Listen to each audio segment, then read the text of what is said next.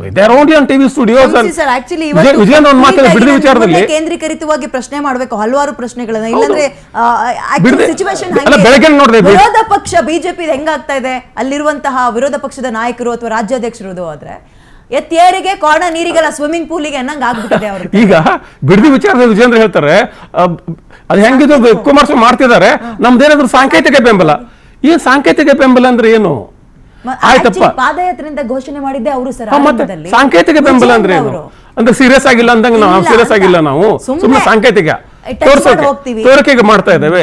ಆಯ್ತು ಸರಿ, ಅಲ್ಲಿ ಬರ ಇದೆ, ನೆರೆ ಇದೆ, ಅದ್ರ ಬಗ್ಗೆ ಏನ್ ಮಾಡ್ತಿದ್ರೆ ನೆಲಮಟ್ಟದಲ್ಲಿ ರೈತರ ಜೊತೆ ಹತ್ರ ಹೋದ್ರ ಅಥವಾ ಇಲ್ಲೇ ಮಾತಾಡ್ತಿದ್ರ, ಬೆಂಗಳೂರಲ್ಲೇ ಮಾತಾಡ್ತಿದ್ದೀರಾ? ಇವಿಲ್ಲ. ಈ ಒಂದು ಕ್ರಮಗಳು ಇಲ್ಲದೆ ಹೋದ್ರೆ ಸರ್ಕಾರವನ್ನು ನೀವು ಕಟ್ಟಕ್ ಆಗೋದೇ ಇಲ್ಲ. ಅದು ಏನೇ ಸಮಸ್ಯೆಗಳಿದ್ರು ಕೂಡ ಇವತ್ತು DK ಶಿವಕುಮಾರ್ ಮತ್ತು ಕಾಂಗ್ರೆಸ್ ಸರ್ಕಾರವನ್ನ ಹದ್ದು ಬಸ್ತಲ್ಲಿ ಇಡುವಂತ ವಿರೋಧ ಪಕ್ಷ ಇಲ್ಲ. ಅದು ವಾಸ್ತವ. ನಾಳೆ ಜನ ಬೇರೆ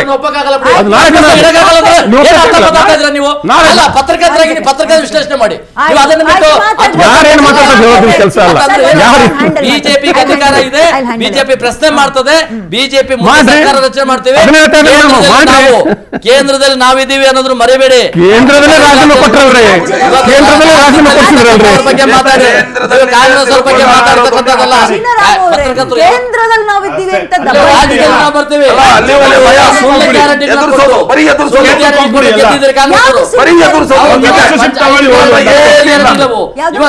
ಐದು ಗ್ಯಾರಂಟಿಗಳು ಸುಳ್ಳು ಗ್ಯಾರಂಟಿಗಳು ಸಿದ್ದರಾಮಯ್ಯ ಅಲ್ಲ. ಹೌದೌದು, ಇವತ್ತು ಸಿದ್ದರಾಮಯ್ಯ ಕೊಡುವಾಗ ಐದು ಗ್ಯಾರಂಟಿಗಳು ಗೃಹಲಕ್ಷ್ಮಿ ಸುಳ್ಳ ಹೋಗ್ತಾ ದುಡ್ಡು ಕೊಡ್ತಾ ಇಲ್ಲ. ಅದಕ್ಕೆ ಎಲ್ಲ ತಗೋತಾ ಇದಾರೆ. ತೋರಿಸಿ ಮಹಿಳೆಯರು ಬಸ್ಸಲ್ಲಿ ಓಡಾಡ್ತಾ ಇರೋದು ಸುಳ್ಳು ಅನ್ನೋದಾದ್ರೆ ಇದನ್ನೇ ಕಾಪಿ ತಗೊಂಡೋಗಿ ಪೇಸ್ಟ್ ಮಾಡಿದ್ರಲ್ಲ ಬೇರೆ ಬೇರೆ ರಾಜ್ಯದಲ್ಲಿ ಗೆದ್ರಲ್ಲ, ಅದು ಅಲ್ಲೆಲ್ಲ ಮಾಡಿಲ್ಲ. ಇವರು ಜನ ಕೇಳಬೇಕು ಇವ್ರು ಏನ್ ಮಾಡಿದ್ದಾರೆ ಅಂತ. ಯಾವುದೇ ಇದನ್ನ ಹಾಕ್ಲಿಲ್ಲ, ಷರತ್ತುಗಳು ಹಾಕ್ಲಿಲ್ಲ.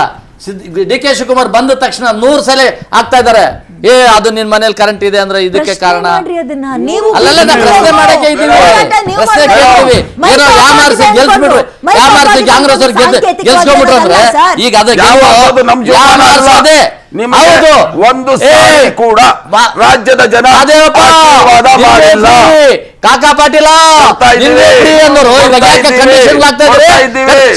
ಸಿದ್ದರಾಮಯ್ಯ ಮಾಡಿದಂತ ಅವಕಾಶಗಳನ್ನ ನೀವ್ ಯಾಕೆ ಅದನ್ನ ವಂಚಿಸ್ತಾ ಇದ್ರಿ? ವಂಚನೆ ಮಾಡುವಂತ ಕೆಲಸ ಮಾಡ್ತಾ ಇದ್ರಿ. ಮತದಾರರಿಗೆ ಯಾಕೆ ವಂಚನೆ ಮಾಡ್ತಾ ಇದ್ರಿ ನೀವು? ಅಲ್ಲ, ಉತ್ತರ ಕೊಡೋದಲ್ಲ, ನೀವು ಜನ ಕೊಡ್ತಾರೆ ಉತ್ತರ. ನಿಮ್ಮನ್ನ ಕಿತ್ತು ಹೋಗಿದ್ದಾರೆ ಆಚೆಗೆ, ಸರ್ಕಾರದಿಂದ ಕಿತ್ತಾಕ್ತಾರೆ. ಅವಕಾಶ ಸಿಗ್ಬಿಟ್ಟಿದೆ ನಿಮ್ಗೆ, ಅವಕಾಶ ಸಿಕ್ಕಿದೆ. ಅವ್ರು ಮಾತಾಡೋರು ಬೇಕಾದಷ್ಟು ಅವಾಗ ಬರ್ಲಿಲ್ಲ. ಅಲ್ಲ, ಅವ್ರು ಅಷ್ಟೊತ್ತು ಮಾತಾಡ್ತಾ ಇರುವಾಗ ಬಿಜೆಪಿ ಟೀಕೆ ಮಾಡಿದ್ರು ನಾನು ಸೈಲೆಂಟ್ ಆಗಿ ಕುತ್ಕೊಂಡ್ಬಿಡ್ಬೇಕಾ? ಬಿಜೆಪಿ ವಿರೋಧ ಪಕ್ಷ ನಾಯಕರು ಕೋಣೆಗೆ, ನೀರಿಗೆ, ಸ್ವಿಮ್ಮಿಂಗ್ ಪೂಲ್ಗೆ ಅಂತ ಮಾತಾಡೋದು. ನೀವು ನೋಡಿ, ಬಿಡದಿ ಹೋರಾಟದಲ್ಲಿ ಬಿಜೆಪಿಯ ಪಾತ್ರ ಏನು ಹೇಳಿ ಸರ್? ಸಂಪೂರ್ಣ ನಮ್ಮ ಪಾತ್ರ ಇದೆ. ಅದ್ರ ಜೊತೆ ನಾವು ಪರವಾಗಿದ್ದೀವಿ, ಬಿಡದಿ ಹೋರಾಟದ ಪರವಾಗಿದ್ದೀವಿ. ನಾವು ರೈತರನ್ನ ಒಕ್ಕಲೆಪ್ಸೋ ಕೆಲಸ ಆಯ್ತು. DK ಶಿವಕುಮಾರ್ ಅವ್ರೆ, ನೀವು ಕನಕಪುರದಲ್ಲಿ ಮಾಡಿರಿ ಸ್ವಾಮಿ, ಸಿಟಿ ಮಾಡಿ, ಕನಕಪುರದಲ್ಲಿ ಮಾಡಿ, ನೀವು ಓಟ್ ಹಾಕಿ ಗೆಲ್ಸ್ಕೊಬಿಡಿ ನೋಡೋಣ. ನೆಕ್ಸ್ಟ್ ನೀವು ಗೆಲ್ಲಕ್ಕಾಗಲ್ಲ. ಕನಕಪುರ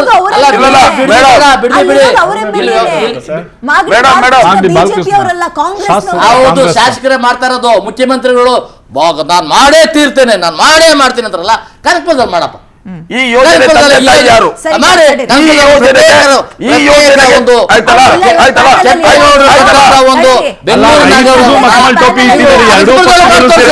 ಕನಕಪುರದಲ್ಲಿ ಮಾಡಕ್ಕಾಗಲ್ಲ.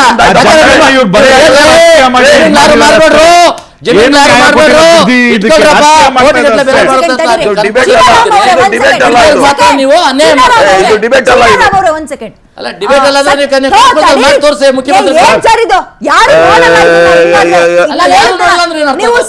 ಅಲ್ಲ, ನಮ್ಗೆ ಕರೀಲೇ ಬರ್ತೀವಿ. ಯಾರು ಒಳ್ಳೆ ಕಥೆನ. ಈಗ ಮಾಡ್ಲಿ ಪ್ರಶ್ನೆ ನಾನು ಕೇಳ್ತಾ ಇರೋದು, ಬಿಡದಿಯಲ್ಲಿ ಮಾಡ್ತಕ್ಕಂತ ಒಂದು ನಗರವನ್ನ, ಸುಸಜ್ಜಿತವಾದ ನಗರವನ್ನ ಕೊಡ್ತೇನೆ ನಾನು, ರಸ್ತೆಯನ್ನ ಕೊಡ್ತೇನೆ. ಎಲ್ಲಾ ರಾಜ್ಯದಲ್ಲೂ ಬಿಜೆಪಿ ರಾಜ್ಯಾಧ್ಯಕ್ಷರನ್ನ ಬದಲಾವಣೆ ಬದಲಾವಣೆ ಮಾಡೋದು ನಮ್ಮ ಹೈಕಮಾಂಡ್, ನಮ್ಮ ಪಕ್ಷ. ಯಾವತ್ತ ಯಾವತ್ತಾದ್ರೂ ಆಗ್ತದೆ, ಯಾವ ಬೇಕಾದ್ರೆ ಆಗ್ಬೋದು, ಯಾವಾಗ ಬೇಕಾದ್ರೂ ಅಂದ್ರೆ? ಯಾವಾಗ ಬೇಕಾದ್ರೆ ಆಗ್ಬೋದು. ನಾವು ಅದಕ್ಕೆ ಅದನ್ನ ಸಮಯ ಹೇಳಕ್ಕಾಗಲ್ಲ. ಇಟ್ಕೊಂಡಿಲ್ವಾ ಮೀಡಿಯಾದಲ್ಲಿ ನೀವು? ನಾನು ಒಬ್ಬ ಸ್ಪೋಕ್ಸ್ ಪರ್ಸನ್ ಆಗಿ ಬಂದು ನಾನು ಸರ್ಕಾರ ಇದು ಅಧ್ಯಕ್ಷರು ಬದಲಾಯಿಸಿ ಅಂತ ಹೇಳಕ್ಕೆ ಆಗಲ್ಲ. ಅದು ರಾಜ್ಯಾಧ್ಯಕ್ಷರ ಮೋದಿ ಅಮಿತ್ ಬದಲಾವಣೆ- ಶಾ ಹೇಳೋ ಮಾತು ನನ್ ಕೇಳಬಾರ್ದು. ಅದನ್ನ ಇವತ್ತು ನಾವು ಬಂದಿರತಕ್ಕಂಥದ್ದು ನೀವು ಅವ್ರು ಹೇಳ್ತಾರೆ internal ಸಾಧ್ಯ ಅಂತ. ಬಿಡದಿಯಲ್ಲಿ ಇವ್ರ ಅಧ್ಯಕ್ಷ ಬದಲಾವಣೆಗೆ ಹೈಕಮಾಂಡ್, ರೈತರು ನಮಗೆ ಹೈಕಮಾಂಡ್ ಇಲ್ವಾ?